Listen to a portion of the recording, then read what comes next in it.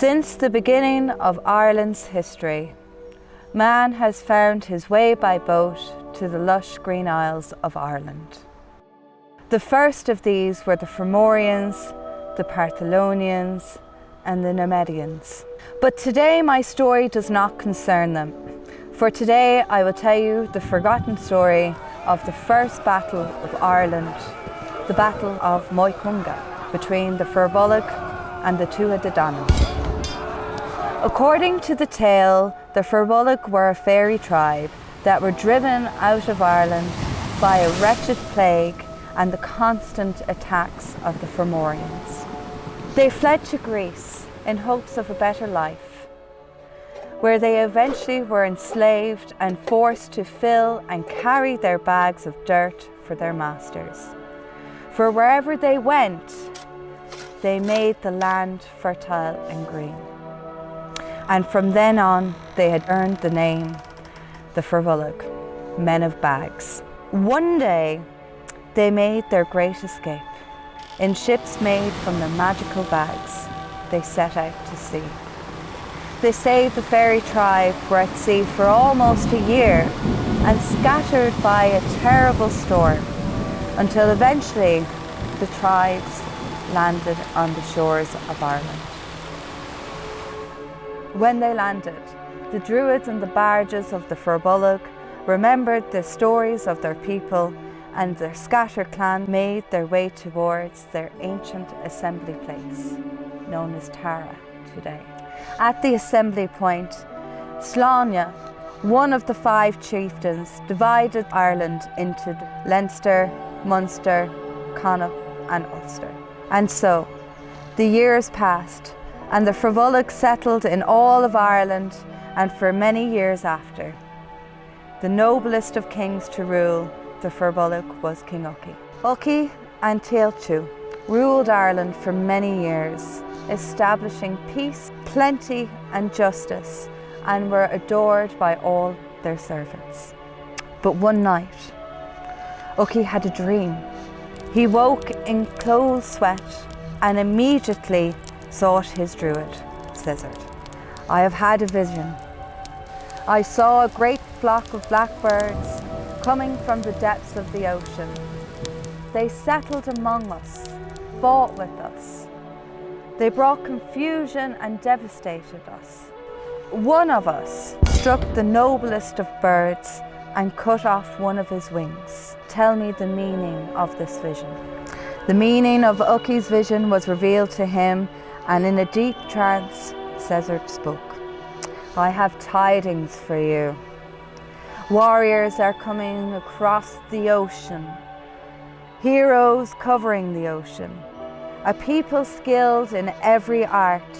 An evil spirit will come on you and lead you astray, and then they will be victorious.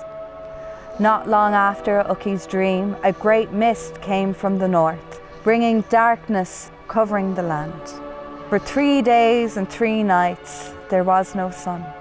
Then a mist cleared, and there stood a fairy tribe, shining like silver and gold in the sun, the Tuatha Dé Danann, the other tribe of the Nemedians people. News travelled fast, and some of the Firbolg talked of how strange people had arrived in Ireland. Uki was silent, knowing that this was the people that his dream had foretold. Let Shreng set out, for he is strong, roared Uki. Shreng, the greatest warrior among the Firbolg, rose, took his shield, his 2-shafted javelins, his death-dealing sword, and his heavy iron club, and set forth without hesitation to the steep sides of the slopes of the mountain. For many miles Shreng ran, and in the thick of night he arrived on the far side of the strangers' camp. The Tuatha Dé Danann saw a huge, fearsome man. One of them, named Bress, went out from the camp to inspect Shreng and parley with him. The warriors drew near to each other, They each keenly looked at each other without speaking a word. Meeting for the first time since the sundering of their ancestors before, each was astonished at the other's weapons. They greeted one another, and to their surprise, they both spoke the same language. Each explained to the other who they were, where they'd come from, and accounted for their ancestors. It is from this moment both knew that they were the same of kin, and talked long into the hours of the night. Soon the sun began to rise, and it was then that Shrine said, "I must go." "Go then," shouted Breth, "but tell the Firbolg that they must give my people either battle or half of Ireland."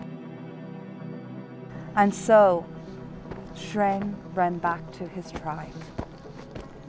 Ucky and the other chieftains awaited Shrine, and they asked of what he had seen. "Powerful and masterful their people," said Shrine. "Bloody and battle-sure, their heroes great. Hard it is to fight with them. It is better to make a fair division of Ireland and give them half as they desire. But, remembering the great oppression of the islands to the south, a great roar came from the mouths of the Firbolg. 'We shall not grant that!' 'Indeed,' shouted the collective, 'for if we do, the lands will all be theirs.' When Brez reached the camp of the Tuatha Dé Danann, his tribe asked for a description of Shrine. 'A big, powerful, fierce man,' says Brez, 'with vast, wonderful weapons, hardy with all, and fearful of no man.' Upon hearing this, the Tuatha Dé Danann spoke with one another. Hearing the truth in Brez's voice, the king said, 'Let us not stay here, but go to the west of Ireland to a strong place where we can face our foes and whoever comes.' So the clans of the Tuatha Dé Danann travelled westward, over the plains to a mountain near Ben Levy. And it is from the summit of Ben Levy that the Tuatha Dé Danann first laid hold of Ireland. From among the Tuatha Dé Danann there came their three most powerful sorceresses. Together, the three sorceresses climbed to the top of the mountain nearby. They climbed the unforgiving rock in their bare, bloodied feet. Reaching the summit just as the sun was setting. At the last light of day, the three sorceresses raised their hands to the sky. The winds began to churn around them. Slowly, a cloud began to form. The clouds made a tight circle around the sun, and it grew, and it grew, and it grew, until it towered to the sky, illuminated only by the light of the waning moon and the flashing mass of red lightning within. Deafening was the clash of thunder that shook the earth. And together they stretched out their arms before them and screamed. A scream that echoed through all of Connacht. Then the sky rumbled and rained the white blood of the sheep. Witnessing the dark spectacle, the Firbolg ran for the cover of their homes to escape the white rain. But nothing could shelter them from the screams of the sorceresses. Only one place in Ireland was spared from the storm, the mountain of Ben Levy, where the Tuatha Dé Danann alone were able to look at the clear blue sky.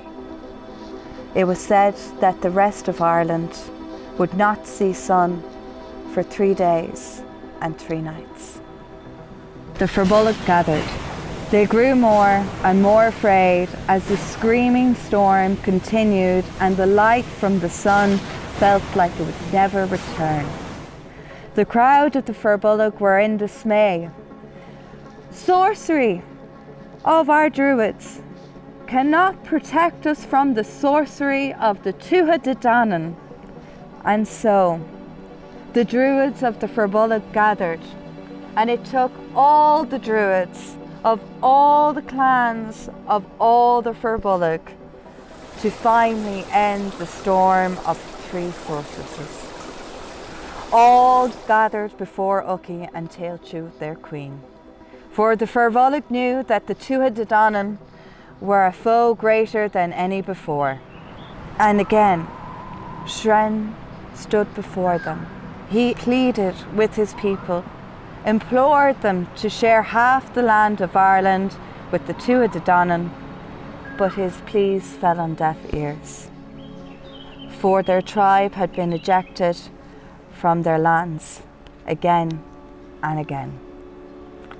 When the Firbolg arrived at the eastern edge of the Tuatha Dé Danann's camp, each watched each other closely. It was then that the Tuatha Dé Danann sent their envoys to the Firbolg with one message, that they must surrender half of Ireland and divide the lands between them. But the Firbolg would not grant this, and so an armistice was arranged, where both tribes would make each other's weapons, so that the battle would be fair and just. The bards went back to the Tuatha Dé Danann and told their story of how the Firbolg would not share and refused them favour and friendship. The news filled the Tuatha Dé Danann with anger and breasts with grief. There was a nobleman among the Firbolg named Tura, who, like Shren, hoped for peace. With 27 warriors, he sped westwards to the base of Ben Levy to offer a game of hurling to the Tuatha Dé Danann. Whoever won the game, he said, would win their desire of Ireland. An equal number of the Tuatha Dé Danann came down to meet them, but so great was the mistrust on either side that during the game, many blows were dealt on arms and legs till bones were broken and bruised, and many felt death outstretched among the plains. Tura returned and told his tale to Uki, who turned to the greatest barge, Fatach. Uki said to Fatach, "Go to the west and ask the Tuatha Dé Danann how the battle is to be fought, whether it is to last one day or several." Fatach went to put the question to the Tuatha Dé Danann, and what they proposed is that they fight with equal numbers on either side. Fatach went back and reported to the Firbolg. The choice of the Tuatha Dé Danann and the Firbolg were not pleased, disliking the choice of the Tuatha Dé Danann, for they had greater numbers. The Firbolg entrenched a great fort, and in the midst made a well of healing filled with herbs to heal wounds. The Dé Danann waited at the top of Ben Levy, protected by her horseshoe-shaped walls, and in the midst they too dug a well of healing. Soon, the appointed day of battle came. Both fairy tribes arose with the first glimmer of light. And there, each fairy tribe stood shining. The Tuatha Dé Danann atop of Ben Levy, and the stout deadly warriors of the Firbolg in a long line in the plain below. Strong, mighty blows were dealt by both sides. Their combat made the earth grow, the mountains shake, and the rivers jump within their beds. The battle lasted 3 days. The two tribes fought day and night, until finally the Firbolg and the Tuatha Dé Danann simply turned and walked away from one another. By that day, the fields were a sea of blood from Kingslain, and heavy losses were on both sides. The king of the Tuatha Dé Danann had lost his arm in battle, and the Firbolg king had died due to trickery by the Morrigan of the Tuatha Dé Danann. When news reached the Firbolg that their high king, King Ucky, was dead, a great wail rose from their lips, and the heart of their queen, Tailtu, was broken. On the fourth day, the Firbolg called a meeting where the remaining 300 of those once proud and assembled and considered what best their action be. The Firbolg settled on three choices: leave Ireland, continue to fight, or share the land with the Tuatha Dé Danann. But clouded by the deceptive fog of rage, the Firbolg decided to fight. Shreng, bitterly opposed to this, desperately tried to plead with his companions. Give them half of Ireland. But to Shreng's horror, his people shook their shields, their venomous spears, and their sharp swords. Rushing ahead of the people, Shreng challenged the king of the Tuatha Dé Danann to a single battle, causing the Firbolg army to stop. Shreng faced the king as if he were still whole. If single combat on fair terms be what you seek, fasten your right hand as I have lost mine, so only our combat be fair, said the king. Knowing the king would not stand against Shreng, the Tuatha Dé Danann took counsel. They looked out over the blood-stained fields and felt the full weight of their king slain. Brez stood before them and implored the fairy tribes of the Tuatha Dé Danann to make peace.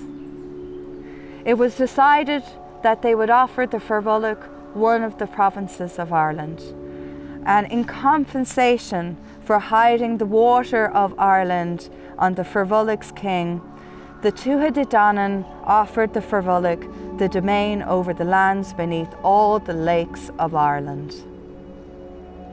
In return, they would make a compact of peace, goodwill, and friendship with the Firbolg forever.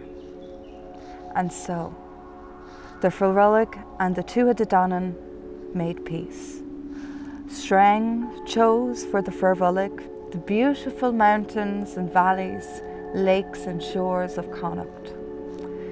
Some of the Firbolg moved to the Aran Islands, and their descendants continue the ancient magic of taking soil and seaweed and turning bare rock into fertile land.